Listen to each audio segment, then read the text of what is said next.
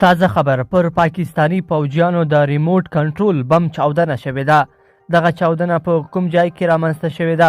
څومره پاکستانی فوجیان هلاک کړي دي؟ جزئیات په ویډیو کې وګورئ او چینل سبسکرایب کړئ.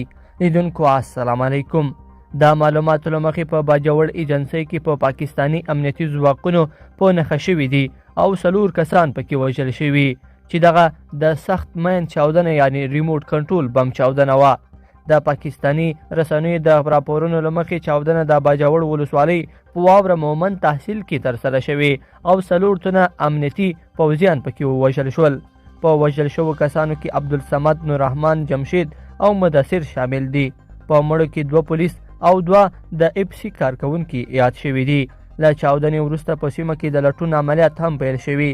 په دې اړه لا کومې ډلې تر اوسه پورې څه نه دي ویلي، خو پاکستانی طالبانو په پاکستان کې فوجیانو نښه کول او له منځه وړلې تیز کړي دي.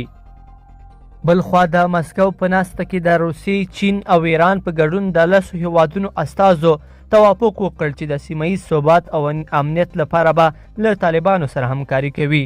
دوی د افغانستان سربیره د سیمې د بې ثباتۍ لپاره داعش ډله لوی ګواښ یاد کړ او له طالبانو یې وغوښتل چې پر وړاندې جدي اقدام وکړي.